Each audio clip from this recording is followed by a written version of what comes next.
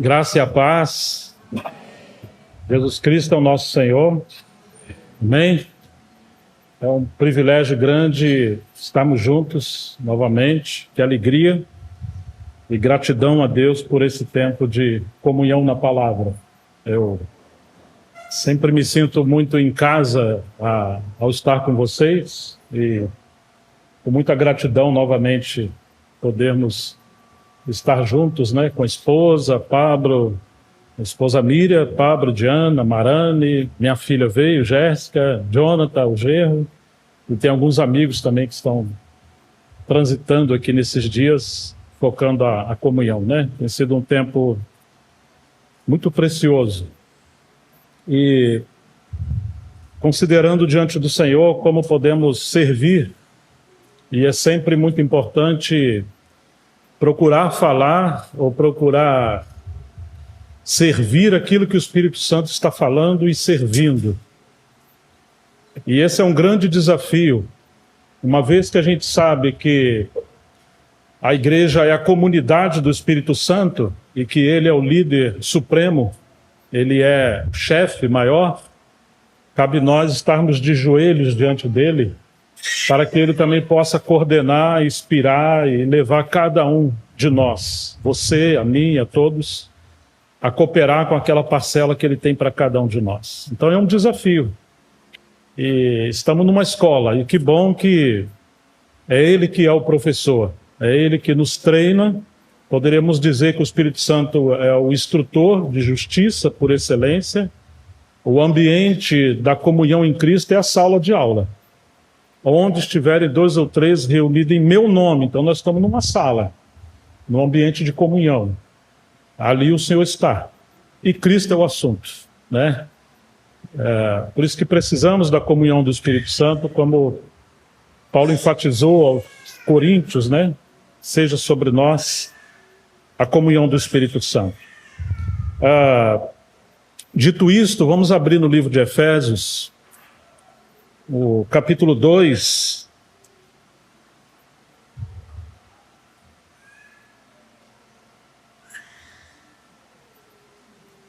vamos ler versículos 18 em diante. Porque por ele ambos temos acesso ao Pai em um espírito.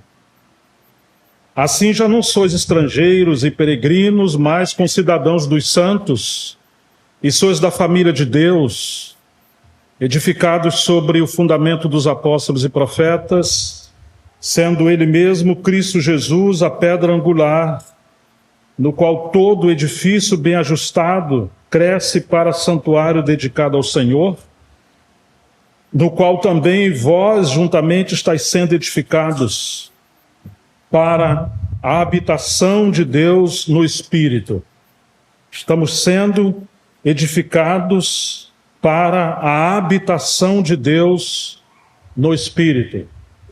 Nós vamos ler alguns textos dessa carta, mas queria começar aqui ressaltando para onde estamos indo, de onde viemos, onde estamos e para onde estamos indo. Éramos forasteiros, estrangeiros, inimigos de Deus, diz o texto no capítulo 2. Ele veio e evangelizou a paz, e de ambos os povos, mediante a cruz, ele fez um só, derrubando a parede da separação entre judeus e gentios. E agora, por meio do Espírito, versículo 18, nós agora temos acesso ao Pai. Então é o Espírito Santo que veio habitar em nós quando cremos, nos redimiu, e temos agora a habitação do Espírito Santo em nós, e por meio do Espírito Santo agora nós temos acesso livre ao Pai. Agora nós já não somos mais estrangeiros, versículo 19, nem peregrinos, mas nós somos concidadãos dos santos e somos membros da família de Deus. Que texto tão precioso, e que curioso e misterioso, que às vezes encontramos irmãos pela primeira vez ou a segunda vez. Parece que a gente já se conhece há muito tempo. Eu acho que a maioria de nós tem essa experiência. Meu Deus, de onde eu conheço essa pessoa? Eu lembro quando conheci o irmão Dino, ele recebeu minha carta na Colômbia em 93, e ele falou para mim que foi procurar os arquivos dele, porque ele tinha certeza que já me conhecia. E eu, estando no Rio de Janeiro, o Senhor me falou algo sobre o irmão Dino, e eu tinha certeza também que já o conhecia, e a gente nunca tinha se visto, mas houve uma comunhão do Espírito Santo, respaldando, testificando que o Senhor nos uniria e traria o irmão para cooperar no Brasil. Mas assim, foi muito misterioso, porque ele procurou muitas cartas e assuntos, e a gente ria. Isso não aconteceu só essa vez, isso aconteceu várias vezes. E eu acho que todos vocês têm essa experiência. Nossa, eu acho que eu conheço esses irmãos há muito tempo, ou essa pessoa, e etc, etc. E isso é a comunhão do Espírito Santo. Nós temos acesso ao Pai pelo mesmo Espírito, porque embora segundo a carne somos diferentes, de famílias naturalmente diferentes, interiormente todos nós somos batizados por um Espírito só em Cristo. 1 Coríntios, capítulo 12, diz que nós somos batizados pelo Espírito Santo para dentro de Cristo. A linha pentecostal, ou neopentecostal, ela nos encoraja a buscar o batismo do Espírito Santo. Eu era muito jovem quando subia aos montes, era um tempo muito bom de oração, de busca fervorosa, mas havia aquela concepção de que receberíamos um revestimento do Espírito Santo sobre nós de maneira individual. E se perguntava, você já foi batizado com o Espírito Santo ou não? Você fala em língua estranha?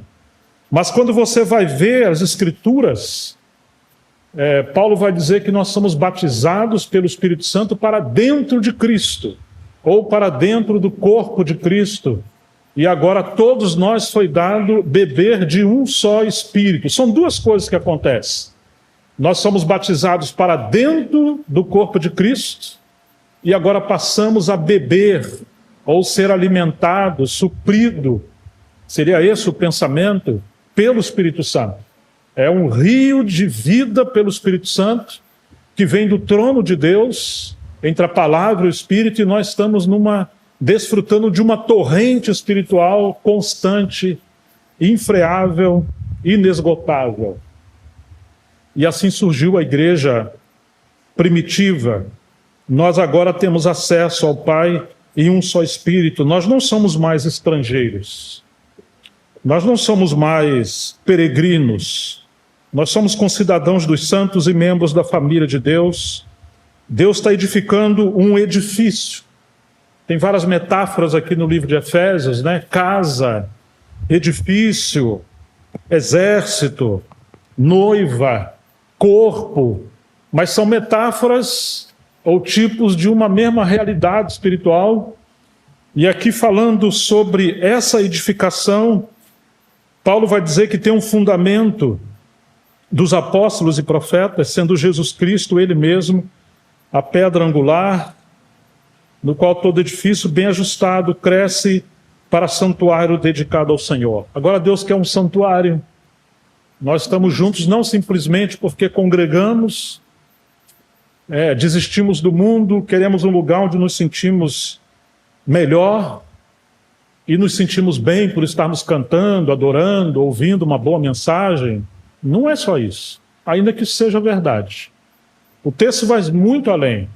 Assim como você tem a sua casa, é o lugar da sua morada, é o lugar onde você se realiza como família, embora você trabalhe e tenha a sua profissão, e lá você representa o seu papel, a sua casa é onde você revela a sua personalidade. Você é o que você é na sua casa, ali é o lugar do seu deleite, do seu descanso, pelo menos deveria ser assim.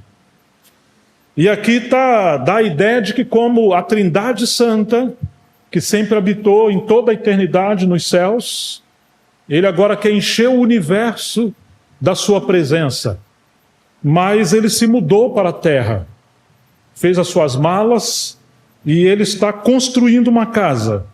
E essa casa é chamada o Corpo de Cristo, a Igreja, e você faz parte disso, e eu também, pela misericórdia do Senhor. nós agora estamos sendo edificados, ou seja, o Espírito Santo está usando muitos trabalhadores, que são os seus obreiros, aqueles que servem, e tem muitas ferramentas. Assim como numa casa natural tem colher de pedreiro, martelo, serrote, andaimes, no corpo de Cristo temos muitos obreiros, servos e servas, e as ferramentas são os dons e os ministérios. E o propósito não é que os dons e ministérios vão chamar atenção para si. O propósito é que a casa seja construída. Você quando vê alguém construindo uma casa, no começo tá sujo, tem poeira, tem parede quebrada, tem andaime, tem tudo. Mas um amigo vai visitar e normalmente você falaria, olha, aqui vai ser o quarto, nessa divisória, ali é o banheiro. Isso aqui que está sem forma e vazia, não, aqui vai ser o quarto das crianças, e ali tem uma churrasqueira e assim vai. Quando a casa é construída e tudo pintado, raramente, se você receber os amigos, você vai mostrar as ferramentas. As ferramentas não devem estar mais ali. Elas são provisórias, né? Elas são não fixas. Existe uma função, e quando elas cumprem a sua função, elas devem ser retiradas. O grande problema é que, embora na casa natural, nos edifícios, são assim, na igreja, quando temos ministérios autoritários, ou quando temos construções não para a habitação de Deus no Espírito Santo, mas as pessoas acham que a igreja pertence a elas, os andames não querem ser retirados. E a sensação é que quando chegam os amigos e falam, olha, esse aqui é um andame que já está aqui há uns 15 anos, 20 anos, aquele outro está há 30 anos. Aqui está o serrote, o martelo. Então a ênfase quase sempre está nas ferramentas e não na casa. E isso é um equívoco muito grande, muito sério, porque não é isso que o Espírito Santo fala. As ferramentas têm que ser sutis, quase invisíveis se possíveis. Elas estão na caixa de ferramenta. Elas só devem aparecer quando o chefe da obra delega que os seus obreiros, seus trabalhadores, operários, usem as ferramentas. Numa oficina mecânica também é assim. Vai pegar a chave 13, 14, vai pegar essa chave, aquela, você usa e depois guarda ela. Mas ela não pode estar em evidência ali nos motores ou em qualquer que seja. Deus está construindo uma casa. Sempre esteve. E esse santuário, ele é um santuário dedicado não aos homens, diz o texto, mas é um santuário dedicado ao Senhor, no qual vocês juntamente estão sendo edificados para a habitação no Espírito. Uau, que texto tão solene e tão desafiador. Vamos voltar para uma casa. Você chega na casa de alguém, igual agora estamos na casa de Israel e visitando para os irmãos, você não vê um tijolo na parede.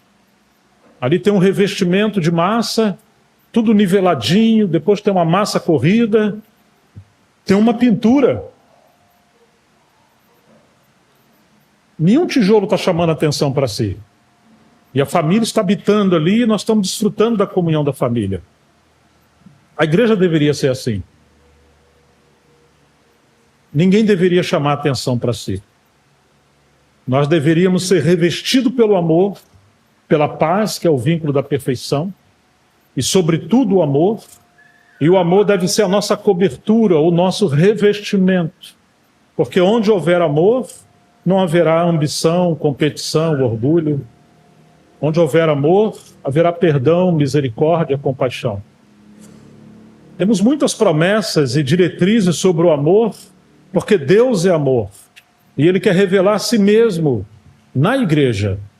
Existem aqueles tijolos que numa esquina, entre uma parede e a outra, o pedreiro pega a sua colher e quebra aquele tijolinho.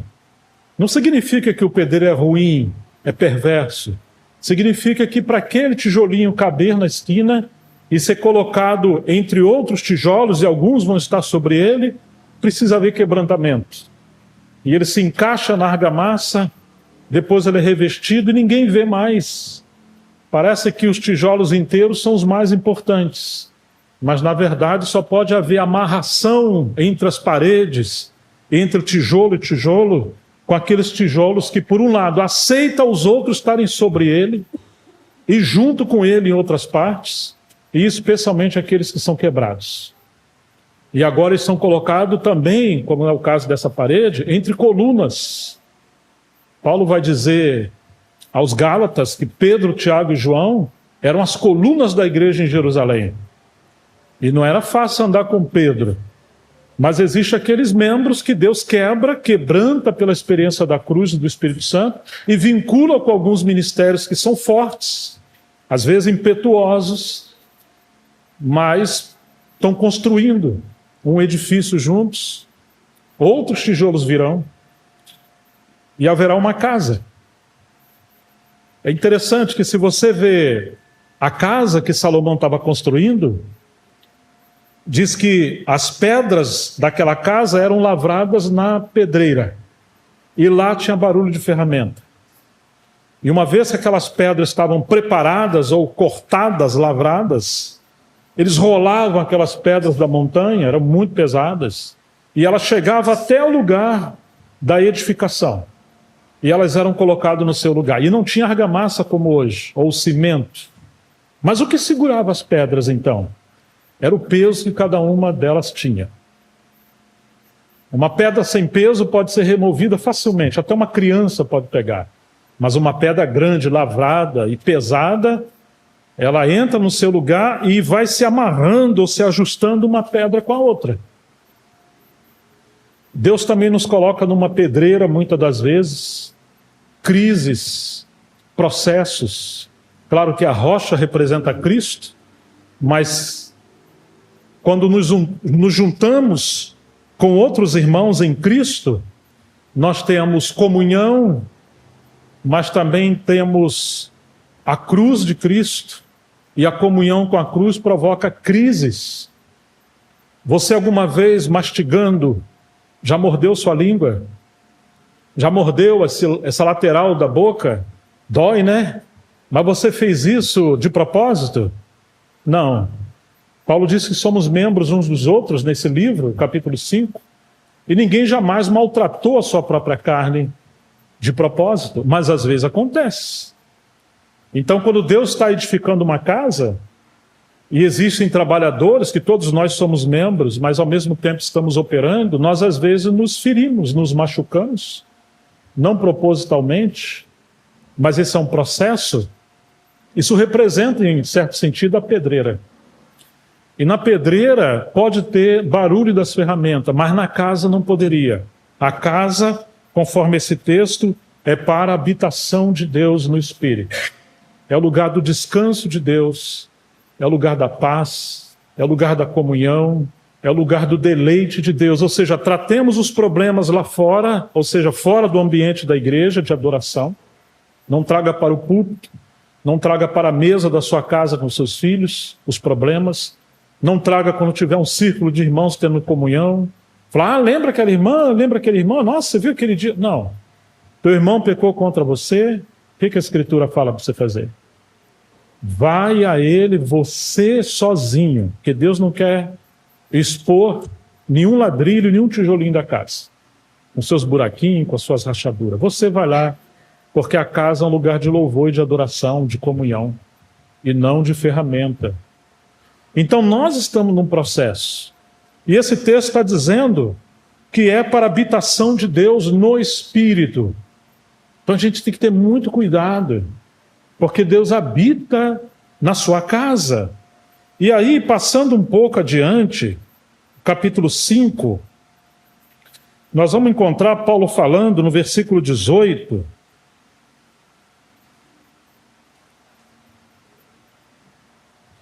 que diz assim, 5,18: E não vos embriagueis com vinho no qual há contenda, mas enchei-vos do Espírito. Nós não poderemos colaborar com a casa de Deus. Gente, quem prega aqui tem direito a beber água ou não? Tem água aqui? Não sei. Agora só tem uma maneira da gente cooperar.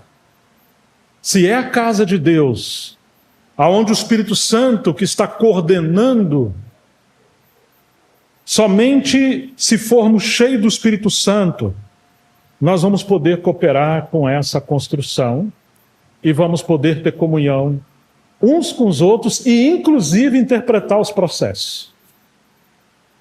Né?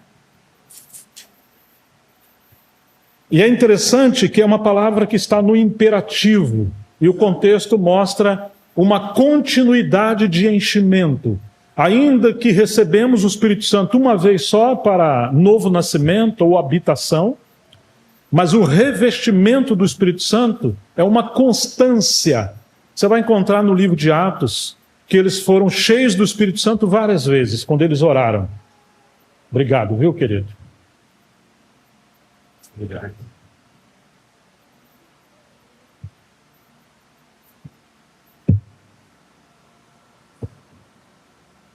Então, para ver novos processos na edificação dessa casa, é necessário novas ondas do revestimento ou da habitação do Espírito Santo. E isso é muito interessante porque Deus é sábio.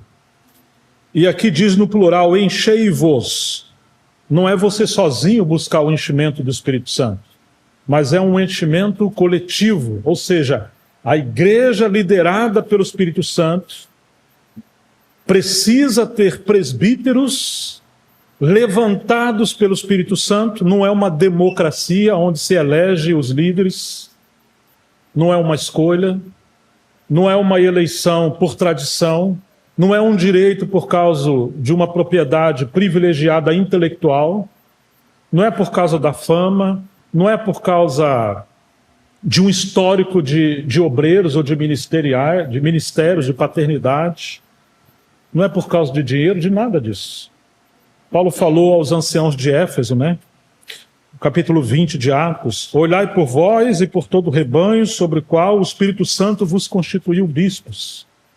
É ele que levanta servos para representar o ministério do Espírito Santo, a liderança do Espírito Santo, o governo, a supervisão, apacentar, pastorear, alimentar, defender o rebanho dos falsos mestres e falsos obreiros, disciplinar, disciplina doutrinária, disciplina moral. E precisa serem pessoas cheias do Espírito Santo, porque essa é uma obra do Espírito Santo. E se esses homens anciãos não forem cheios do Espírito Santo e levantados pelo Espírito Santo, então eles vão levantar paredes onde não deveria, quebrar paredes onde não poderia quebrar, vão mexer nos fundamentos ou nas colunas, e no lugar de uma casa teremos uma improvisação. No Rio nós falamos cabeça de porco, ou uma favela, onde vai se inventando uma puxadinha. E às vezes a igreja, em alguns lugares, está sendo assim. Porque você tem a planta da casa de Deus na palavra de Deus. E como foi dada pelo Espírito Santo aos apóstolos e profetas, somente homens levantados pelo Espírito Santo com o ministério da palavra podem enxergar a planta. E os apóstolos são aqueles como arquiteto que lança os fundamentos e tem a planta. Os pastores estão ali pegando tijolinho por tijolinho e colocando cada um no seu lugar. Os evangelistas são aqueles que trazem material de construção para as coisas boas e coisas não tão boas. Os pastores pegam esses materiais e colocam no seu lugar. Os mestres, que alguns acham que são o grande posto da igreja, não. Os mestres são os serventes de obras. Aqueles que viram massa, sabe? Esses deveriam ser os mestres, os mais simples, aos pés dos pastores, honrando o que eles aprenderam com o ministério da palavra apostólica. Os profetas são aqueles que às vezes olham e falam, olha, está muito bom, mas essa parede aqui está um pouquinho torta. Eu coloquei o plumo ali, ó, e eu tive a impressão que está um pouquinho torto. Não está, vamos testar. E aí você vai pela palavra de Deus, realmente... Os profetas são bons em destruir paredes quando estão tortas. Parece que são inimigos dos pastores, mas não são. Resumindo, pastores andam no meio de ovelhas, cheiram a ovelhas. Os mestres moram na palavra. Os profetas andam no céu procurando revelação espiritual da palavra de Deus. Os evangelistas estão no mundo, querem tacar fogo nas cadeiras, levar todo mundo para pregar o evangelho. E os apóstolos são aqueles que têm o encargo de estar sempre indo, pregando o evangelho, iniciando uma nova fase na obra, ou Deus plantando igreja por meio deles, é Deus que faz, supervisionando igrejas locais no sentido de dar suporte. Não vem por cima, eles também são servos. Se os presbíteros e os pastores cuidam das igrejas locais, esses irmãos que têm encargos extralocais, eles deveriam ajudar a pastorear os pastores. E assim nós temos essa casa, ou essa obra, ou esse edifício, coordenado pelo Espírito Santo, para que todo o corpo bem ajustado e provido pelas juntas e ligaduras possa promover o seu crescimento em amor.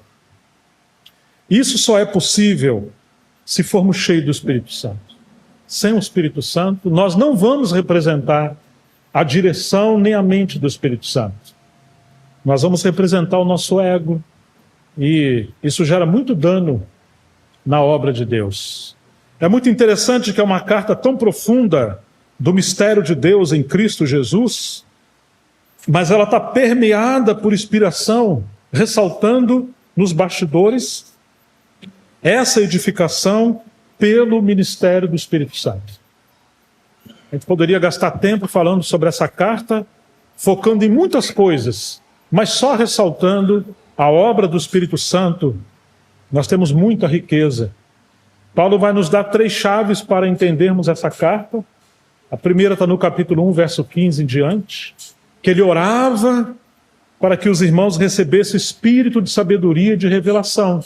Você pode olhar esse versículo para ficar bem fincado no seu coração e no meu, de que por ser uma obra espiritual, por ser a casa de Deus no Espírito, nós precisamos urgentemente voltarmos ao ministério do Espírito e à palavra de Deus. Verso 15 do capítulo 1.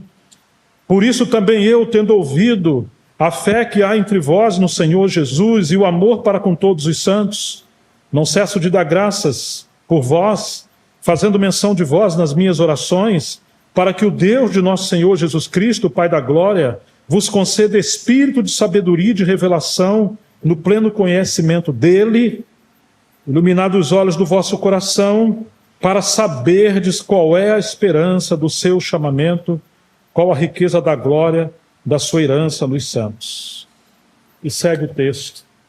Paulo gastou cerca de 3 anos aqui em Éfeso, entregou todo o conselho de Deus, era a base do seu ministério na Ásia, essa é a sua carta mais profunda, e apesar de todo o legado que ele deixou ali, ele ora para que os irmãos tivessem espírito de sabedoria e revelação.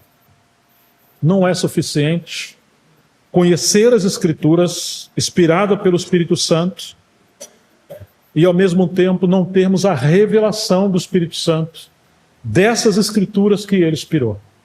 Precisamos orar para que os olhos do nosso entendimento, ou do coração, e não apenas a nossa mente, os olhos sejam abertos para vermos o Espírito da palavra por detrás das letras, porque é uma obra espiritual. Aquele que fala, aquele que ensina, deve gastar muito tempo não apenas lendo e estudando a doutrina ou a palavra que ele vai falar.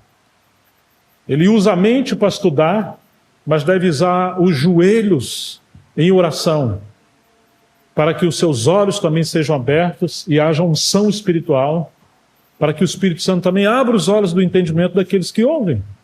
Precisamos encontrar nessa carta esses segredos. O primeiro é o espírito de sabedoria e de revelação. O segundo está no capítulo 3, versículo 1, Paulo vai dizer: por esta causa eu, Paulo, sou prisioneiro de Cristo Jesus, por amor de vós, gentios. Se é que tendes ouvido a respeito da dispensação da graça de Deus, a mim confiada, a vós outros? Pois segundo uma revelação me foi dado conhecer o mistério, conforme escrevi há pouco, resumidamente, pelo que quando ledes podeis compreender o meu discernimento do mistério de Cristo. Você está vendo o que ele está falando? Ele diz que por uma revelação ele está escrevendo resumidamente, então tem uma riqueza muito ampla. Mas o que Deus se dispôs a revelar está aqui, não pode ir além das Escrituras. Mas agora, assim como ele orava para que tivéssemos espírito de sabedoria e revelação, ele agora está pedindo, ele está encorajando que os santos pudessem ler. E quando vocês lerem, vocês vão poder compreender o meu discernimento. Não é apenas compreender a doutrina, mas o discernimento espiritual da doutrina. Estão percebendo a diferença? O discernimento espiritual. É muito difícil explicar o que seria exatamente um discernimento, mas nós podemos tentar ilustrar. Sabe quando alguém prepara uma comida maravilhosa e ela vai te servir, e antes de você levar à boca, você pode ter sentido um cheiro de que aquele macarrão, por exemplo, ele passou do tempo e ele está azedo. O cheiro não está agradável. Mas a pessoa está dizendo que está bom, está fresco, mas está um dia muito caloroso ou quente, o macarrão ficou fora da geladeira. Mas você, educadamente tentando agradar a pessoa, você dá graça e põe na boca. E quando você põe na boca, o estômago embrulha. E agora já não é o seu nariz que está sentindo o cheiro, o olfato, né? Mas o paladar também está dizendo que o macarrão passou. E agora, como é que você vai fazer? O dono ou a dona está dizendo que está bom. Está bonito, está lindo. Mas nós temos 2 membros do corpo que estão dizendo que está ruim. E o cérebro está interpretando esses sentimentos. Agora, quando você começa a mastigar, o estômago começa a falar também, olha, vê o que você vai fazer, porque eu vou vomitar. E aí o cérebro fala, lembra aquela dor de cabeça que você estava aquele dia? Então, é que você comeu uma coisa meio passada. E o fígado também sentiu, outro membro. E às vezes dá uma dor de barriga, outro problema. Daqui a pouco o corpo todo foi prejudicado porque você não respeitou o discernimento do corpo. Tá certo? Somente cheio do Espírito Santo poderemos ter muitos membros que quando apresentarem ensinamentos, qualquer uma outra coisa, por mais que fale que é uma doutrina nova, alguém muito especial, alguém muito erudito, ou alguém... Mas eu não sei explicar. Eu nem conheço direito o que esse cara está falando, essa pessoa está falando, mas eu não sei. Quando começou a falar e tal, eu não sei. Da alegria entrou uma angústia. Do descanso, uma perturbação. A mente não acompanha o raciocínio. Eu não estou compreendendo o que ele está falando. E uma treva está obscurecendo a comunhão dos santos. E no lugar de luz nós temos trevas, no lugar do Espírito Santo, demônios começam a transitar na igreja quando temos um nível de ensinamento ou de pessoas assim. Você não sabe explicar, mas isso é a unção do Espírito Santo. E isso é o discernimento espiritual. Agora Paulo está falando do discernimento para o bem. Quando vocês lerem, iluminados pelo Espírito Santo, percebe a diferença? O Espírito de sabedoria e revelação. Vocês vão perceber, é como aquele macarrão que está chegando, só que agora ele está falando de coisa boa, é positivo. O meu discernimento do mistério, ou seja, você vai passar a compreender a essência da palavra de Deus. Você tem muita coisa na palavra de Deus. Mas essa palavra que é tão rica e tão ampla, ela tem aquilo que é essencial. Tem aquilo que vem primeiro, tem aquilo que é fundamental. Poderíamos dizer que tem uma hierarquia de valores na palavra de Deus. E Paulo está dizendo que os fundamentos vêm primeiro. E depois vêm as colunas. E aí nós temos as paredes. E a cobertura vem no final. Mas os alicerces precisam ser bem lançados. E os trabalhadores precisam estar cada um no seu lugar, respeitando a sua esfera de dom e de serviço espiritual. Perceber o meu discernimento da palavra de Deus. Esse seria o segundo segredo. O primeiro é o Espírito da palavra, que é o Espírito Santo, o Espírito de sabedoria e revelação. É o mesmo Espírito, mas é um serviço subsequente à habitação ou à regeneração espiritual. Que pena que muitos cristãos nasceram de novo, mas eles acham que podem viver a vida cristã sem depender do Espírito Santo. Que pena que alguns se tornaram cessacionistas, no sentido de não acreditar que o Espírito Santo ainda tem dons extraordinários ou dons carismáticos por nosso dia, por nosso tempo. E além de eliminar os dons, eles também eliminam a dependência da liderança do Espírito Santo no ministério, no estudo da palavra, na vida cristã. E aí você vai, em todos os ambientes da sua vida, não depender do Espírito Santo. E você vai encontrar no capítulo 5 que, inclusive, para viver a vida comum do lar, entre marido e mulher, só é possível se você estiver cheio do Espírito Santo. Para tudo. Para você representar o mistério de Cristo e a igreja. Um casamento segundo o propósito de Deus. Só cheio do Espírito Santo. Só cheio de sujeição uns aos outros. Só cheio do Espírito Santo, Paulo vai dizer que você vai poder ser um bom patrão, um bom empregado, um bom ser social.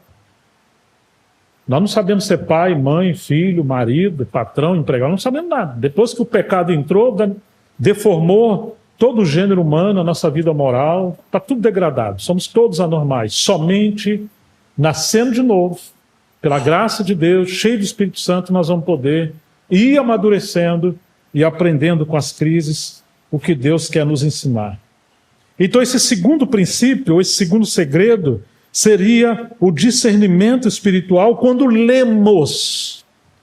E o grande problema é que hoje poucos leem, ou quando lê de maneira desordenada, lê sem oração, lê sem devocional, lê sem meditar. Nós precisamos até, inclusive, aprender a como ler. O terceiro princípio também está no capítulo 3, mas vamos um pouquinho antes, o versículo 14. Por esta causa me ponho de joelhos diante do Pai, de quem toma o nome toda a família, tanto no céu como sobre a terra, para que, segundo a riqueza da sua glória, vos conceda que sejais fortalecidos com poder, mediante o seu Espírito no homem interior. Está vendo a oração de Paulo novamente? A primeira está no capítulo 1, verso 15, e a segunda está agora no capítulo 3, também do versículo 14 em diante. Novamente está o Espírito Santo. A primeira oração, ele está falando do Espírito de sabedoria e de revelação sobre nós, iluminando a nossa mente e os olhos do nosso coração. A segunda, ele está falando desse fortalecimento com poder, mas não tanto sobre nós, mas agora dentro de nós, no homem interior, que é o nosso espírito.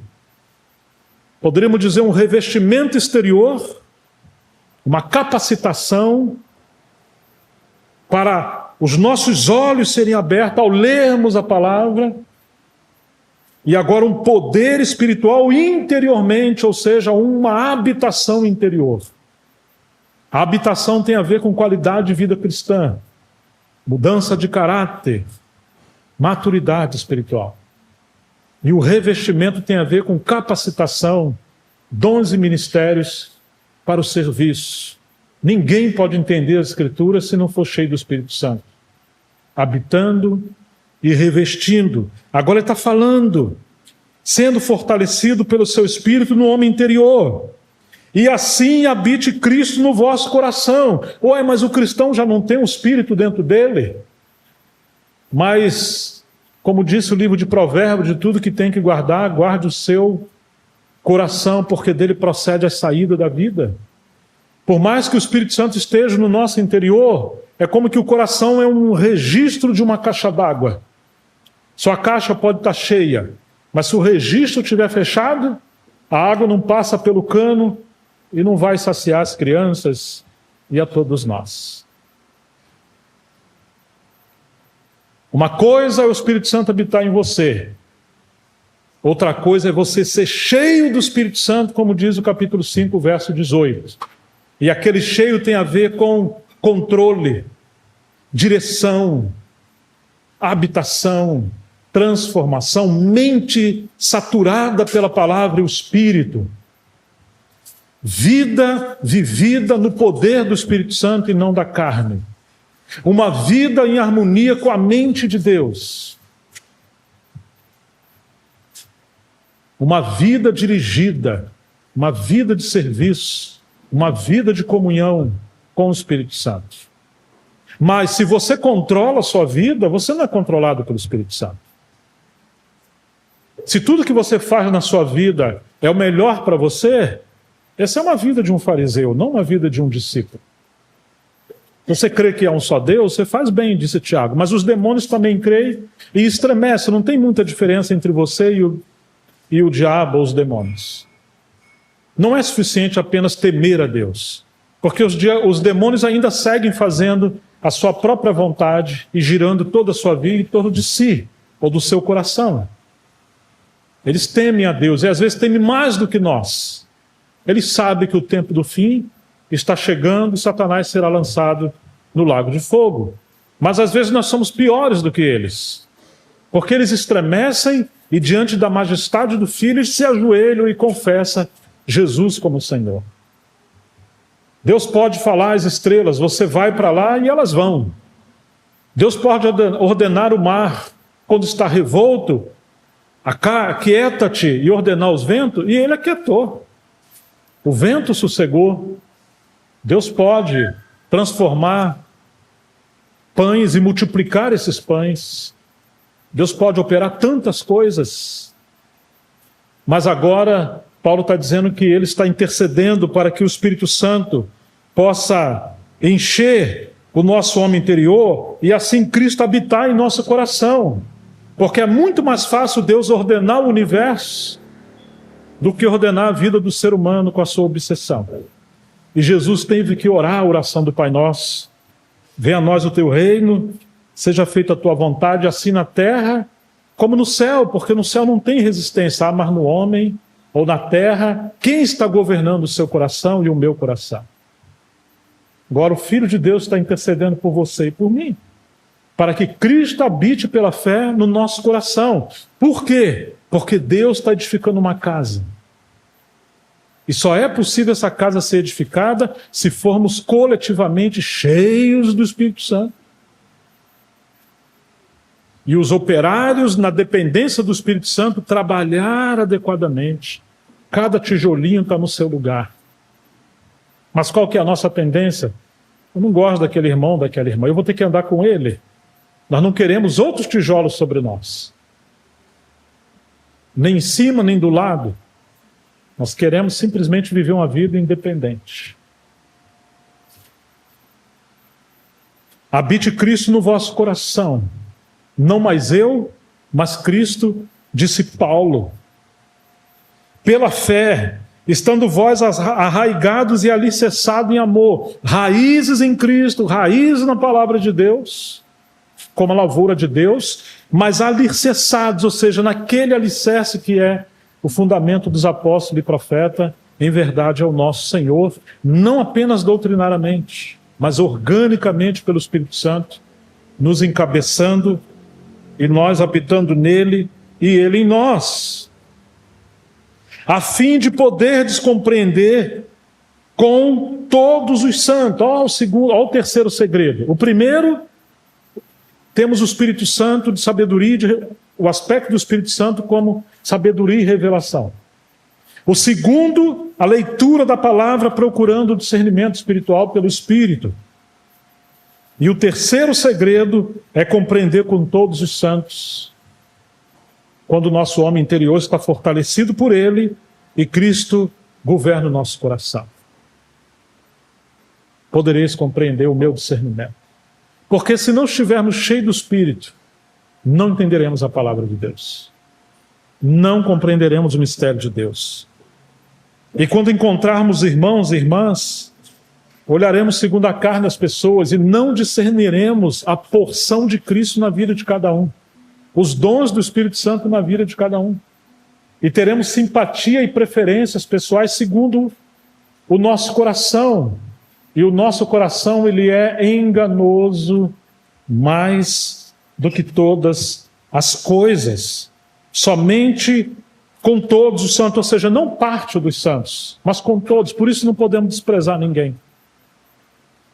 Quando encontrarmos irmãos e irmãs, por mais que hajam defeitos e problemas, procure saber se há muito mais virtudes e procure focar nas virtudes.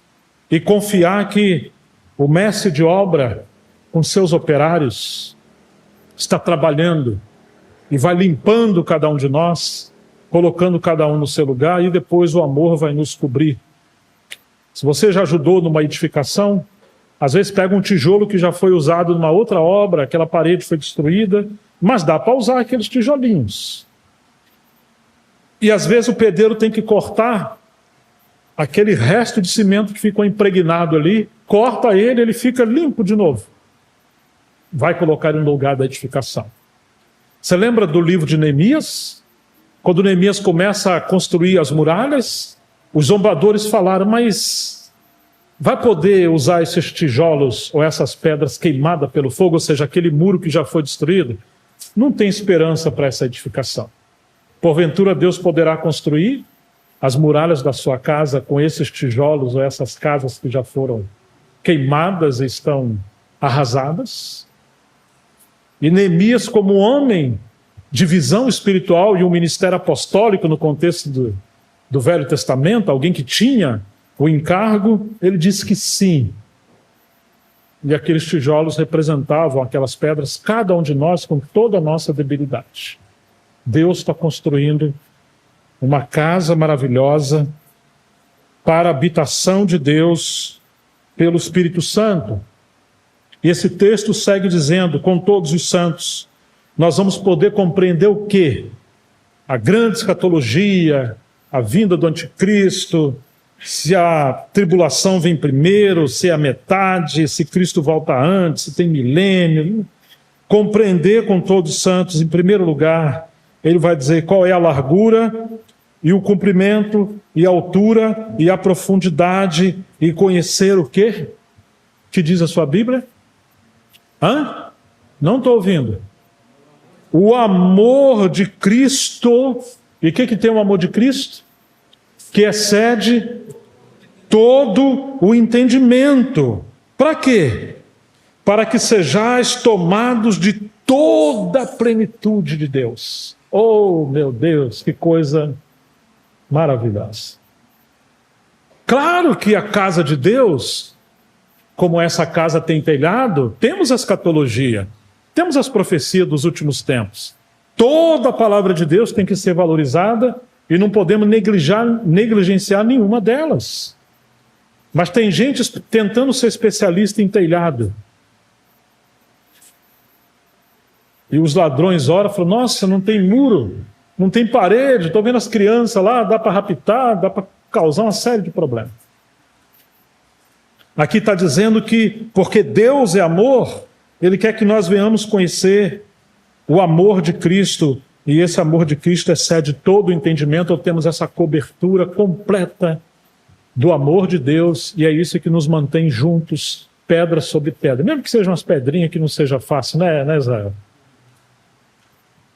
Mas é assim, essa riqueza maravilhosa, e Deus colocou os ministérios que estão no capítulo 4, que infelizmente não vamos conseguir tocar nesse momento ou hoje. Mas eu queria ainda ressaltar essa parte de que sejamos tomados de toda a plenitude de Deus. Essa carta, o capítulo 1, o final do capítulo 1 vai dizer que a igreja é a plenitude de Cristo. Deus quer encher o universo da plenitude de Cristo por meio da igreja. Se você virar a sua página, o capítulo 4, temos um segredo maravilhoso, que é uma palavra para nesse capítulo. Podemos ler, versículo 7, e a graça foi concedida a cada um dentre nós, segundo a proporção do dom de Cristo. Todos, cada um de nós temos uma medida. Por isso diz, quando ele subiu às alturas, levou o cativo o cativeiro e concedeu dons aos homens. Ora, que quer dizer subiu, senão que também havia descido até as regiões da terra. Aquele que desceu é também o mesmo que subiu acima de todos os céus. Essa palavra para mostra o propósito de toda essa obra extraordinária de Deus em Cristo, desde a sua encarnação, ministério terreno, cruz, ressurreição e ascensão. Ele desceu às partes mais baixas da terra, agora ele levou o cativo o cativeiro, chegou em sua ascensão aos céus, assumiu o lugar, o seu trono por merecimento. E aqui tem um para. Por que ele fez tudo isso? Para nos salvar e levar para o céu. Para isso, para aquilo. Mas não é isso que a palavra fala. Tem um para. Para quê? Para encher de si mesmo todas as coisas. Nova versão transformadora ou transformação usa esse termo. E o pensamento no original também. A obra de Deus é encher todo o universo do seu Filho. Primeiro, a partir da igreja que é o corpo de Cristo. Por isso que estamos sendo edificados como uma casa. Por isso o versículo 11 diz que ele concedeu os ministérios na casa de Deus.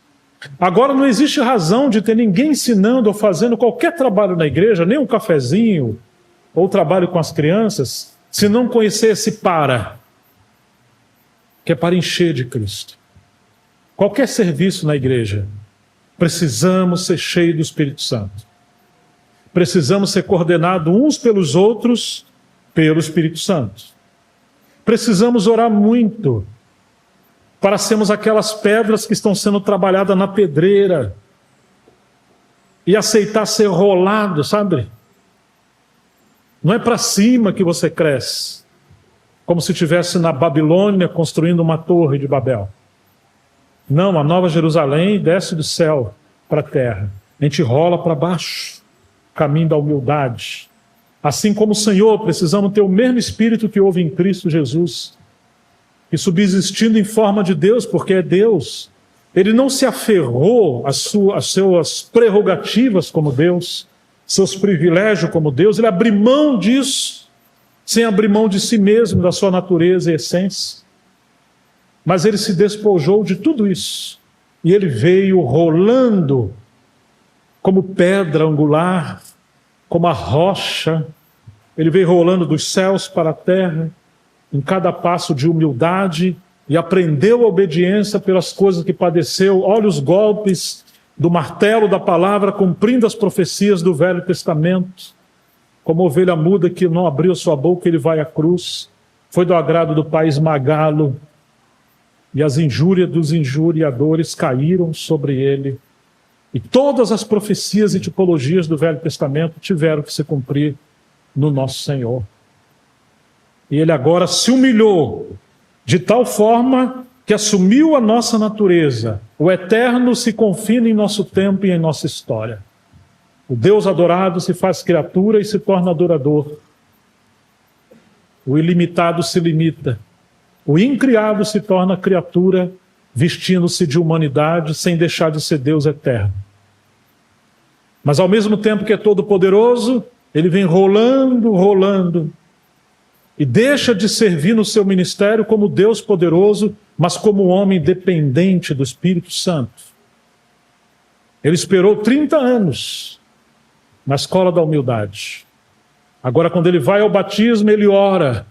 E Lucas diz que enquanto ele orava e sai das águas, o Espírito veio sobre ele em forma corpórea de pomba, e imediatamente ele é guiado pelo Espírito ao deserto. Está sempre rolando para as partes mais baixas do propósito de Deus. E ele volta do deserto cheio do Espírito Santo. E aí se cumpre a profecia do livro de Isaías: o Espírito do Senhor está sobre mim, porque Deus me ungiu a evangelizar, e ele desenvolve o seu ministério pelo Espírito Santo. Agora ele morre. Ele volta aos céus, derrama o Espírito Santo, e agora o Espírito Santo está sobre nós e em nós.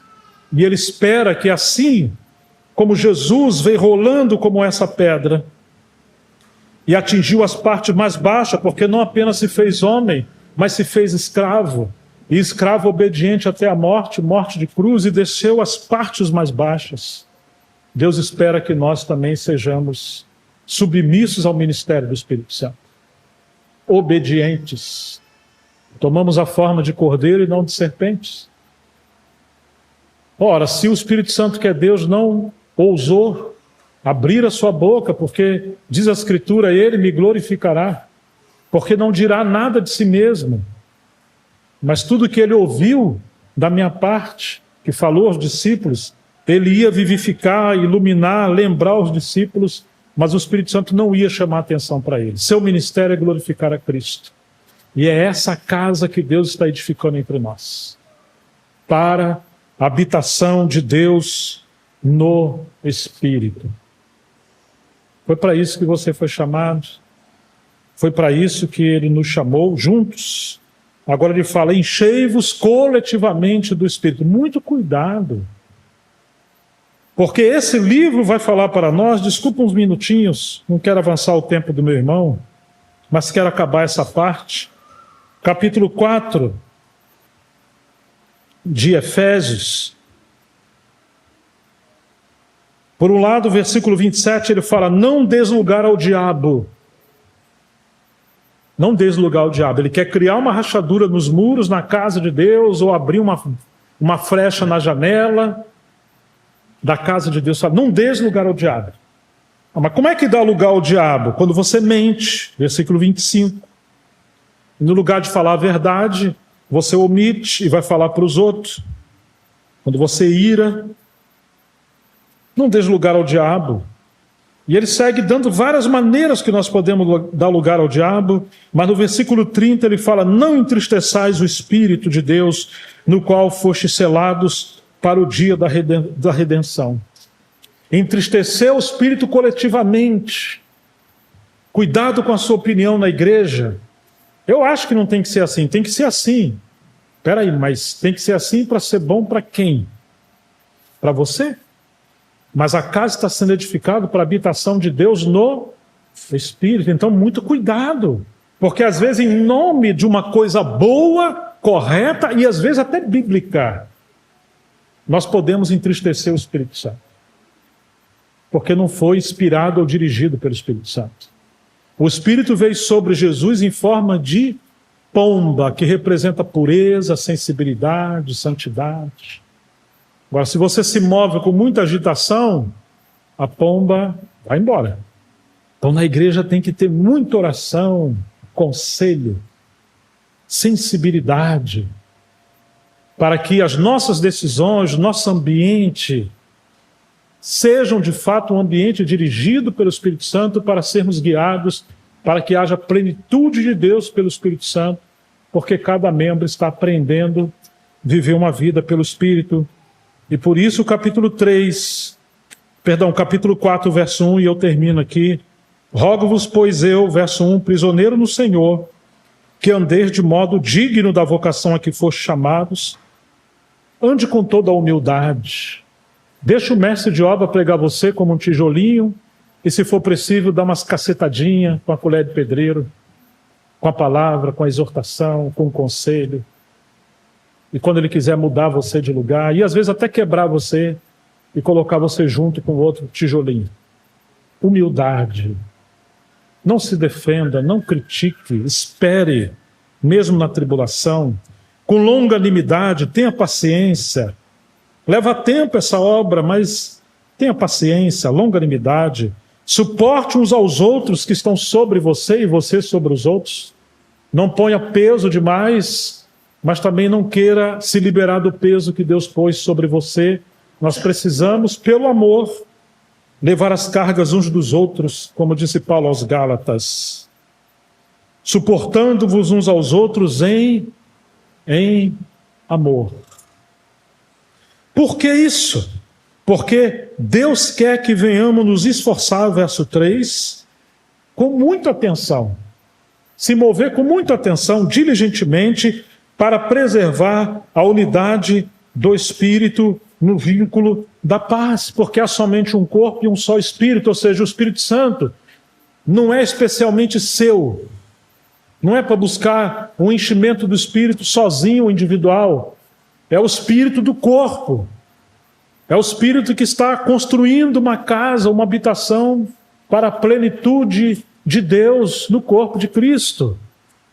Então, a unção que é da cabeça passa por todos nós quando nós estamos debaixo da autoridade do Espírito Santo. Senão nós perdemos a unção e ficamos atormentados pelo inimigo. Lembra de Saul? Entrou o orgulho, perdeu a unção do Espírito Santo, e o que aconteceu com ele? Passou a ser atormentado por um espírito maligno. E quantos cristãos estão atormentados por espíritos malignos? Porque são cabeçudos. Querem fazer o que querem, não se sujeitam uns aos outros. Eu sou sujeito a Deus, não sou sujeito a homens, e eu não concordo com aquilo nem com aquilo outro. E é assim que você dá lugar ao diabo. Porque não existe submissão a Deus, não existe submissão ao Senhor, sem submissão uns aos outros, porque Ele é o cabeça do corpo, e aquela autoridade que está na cabeça, ela flui por meio dos membros. Não adianta você falar que não quer o olho, porque o Cristo que tem autoridade, no olho, a autoridade daquele membro é ver. A autoridade do ouvido é escutar, da boca é falar, da mão é tocar e fazer as coisas. O pé é andar. Todos nós temos uma medida de graça e de autoridade, mas é a autoridade do Espírito Santo na igreja. E temos a autoridade coletiva que representa o trabalho do governo da igreja, que dirige a igreja, não porque eles são alguma coisa, mas porque o Espírito Santo levantou. Agora, preservar a unidade do Espírito seria, entre linhas, que temos uma unidade objetiva, orgânica, quando nascemos de novo, e doutrinária, já somos um. Mas existe a comunhão do Espírito Santo, a harmonia do Espírito Santo, a coordenação, como ele fala aos Coríntios 12, do Espírito Santo. E a gente tem que ter esses adjetivos no nosso caráter: humildade, mansidão, longanimidade, suportando, para não quebrar essa harmonia. Não vai muito rápido, porque pode ser que as coisas saiam do lugar e nós podemos quebrar a harmonia do Espírito Santo. E agora estamos unidos, mas o macarrão está estragado, está ruim, está perto.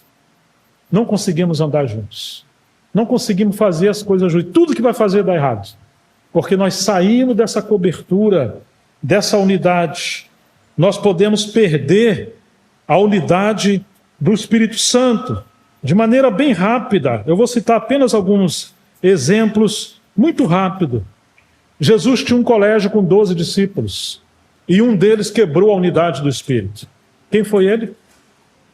Judas, porque ele deu lugar a um outro espírito que foi o diabo. Estava junto, mas estava estragado. Tá certo? Tomou a ceia, expulsou demônio, curou pessoas, andou 3 anos e meio com Jesus, mas não estava debaixo da unidade desse. Estava ali em corpo, como disse João, era um dos nossos. Ele estava entre nós, mas não era um dos nossos. Segundo lugar, Ananias e Safira estava entre os discípulos, na unidade, mas um dia deram lugar a um outro espírito, e Pedro perguntou: Ananias, por que você deu lugar ao diabo para encher o seu coração? Para mentir ao espírito. Estão lembrados disso? O que ele fez? Quebrou a unidade do espírito, cometeu um pecado para a morte, morreu. Porque entristeceu o espírito na igreja. Paulo e Barnabé, que disse o Espírito Santo: separar-me agora a Barnabé e Saulo para a obra que os tenham chamado. O Espírito Santo uniu eles, mas um dia eles brigaram, eles discutiram. Não vamos entrar no mérito quem está certo ou quem está errado, mas discutiram e quase houve um MMA ali. Foi um negócio pesado. E o que aconteceu com eles? Eles se separaram. Houve uma ruptura, não da unidade objetiva, doutrinária. Não, isso é impossível.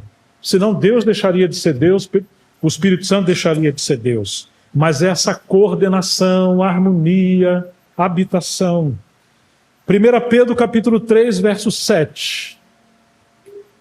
Pedro diz assim: maridos, vivam com as mulheres, com a sua mulher, com sabedoria, dando honra à mulher como vaso mais fraco. Vocês têm que coabitar com ela com entendimento. Mas por que, Pedro? Para que não seja impedido, não sejam impedidas as vossas... Quem que lembra? O que ele quer dizer? Para que vocês não quebrem a unidade do Espírito no casamento. Não vê a sua mulher apenas como mulher, mas como filha de Deus, membro do corpo de Cristo, onde o Espírito Santo habita. Então você tem uma unidade no papel, a unidade judicial, legal. Você tem uma unidade na carne, porque o homem deixou o pai e mãe e se uniu à sua mulher, é uma só carne. Você tem uma unidade de alma, mas os dois estão bicudos e quebraram a unidade com o Espírito Santo, a harmonia do Espírito no casamento. Então uma hora você ama e outra hora você quer matar. Uma hora quer dormir junto, outra hora você não vê a hora de acordar e trabalhar. Uma hora você ama estar em casa, outra hora, meu Deus, acho que eu vou fazer hora extra, vou visitar os amigos. Por que aconteceu isso? E quebrou a unidade do Espírito no casamento. Estão entendendo o que eu estou falando? Porque somos corpo de Cristo e Ele está edificando uma casa. Às vezes amanhece e do nada o casal discute. E sem perceber, você fala uma coisa, o marido entendeu outra, mas não foi isso que eu quero dizer, mas você falou. Não, mas foi a forma que você falou. Qual foi a forma que você falou? Ríspida. Não foi no Espírito. Ou no espírito de amor. Então podemos perder a unidade no casamento. A família pode morar debaixo do mesmo teto e perder a harmonia espiritual. E nós poderíamos citar muitos exemplos quando nós deixamos de andar no mesmo espírito.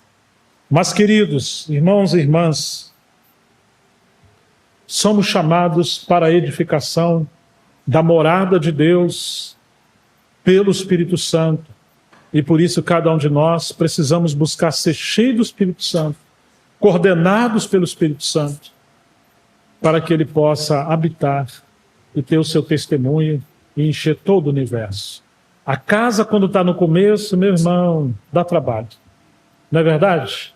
Tem muito barulho, tem muita gente trabalhando e discute, não era bem assim, eu falei, mas você não falou direito, a planta falava isso, mas eu interpretei de outra maneira, e chama o engenheiro. Não é brincadeira, não. E tem que destruir a parede, levantar de novo. Leva tempo. Mas tudo que tem glória e que é feito com excelência requer tempo. Nada é tão rápido. A não ser uma casa, uma cabana que você faz, um barraco muito rápido, que pega fogo e vai se desmanchar na mesma velocidade como foi construído. Sim, pode ser rápido. Mas a casa de Deus não. Ela leva tempo porque Deus escolheu pessoas imperfeitas como você e eu, porque Ele quer nos transformar à imagem do seu Filho. E assim como às vezes pensamos, casamos com a esposa errada, a mulher errada, ou o marido errado, às vezes na igreja também pensamos, eu estou na igreja errada? Eu estou andando com os irmãos certos, mas não é possível, porque no começo parecia tão bom. Não, está certo. É porque está havendo uma obra de edificação. Até a gente entender, não, é a soberania de Deus que está nos transformando e nos levando, assim como no casamento, a figura de Cristo, a igreja, que devemos ser no casamento, e a igreja então ser essa esposa para Cristo, para a sua morada e habitação em amor. Que Deus nos ajude, temos muita paciência e longanimidade. Talvez deveríamos usar uma camisa às vezes, tenha paciência, ou me desculpe, nós estamos em obras. Joinville faz assim às vezes? Está na rua, demora, trânsito, aí está lá todo mundo quebrando a rua, estamos em obra, mas é para o bem. Que Deus nos abençoe em Cristo Jesus. Vamos orar.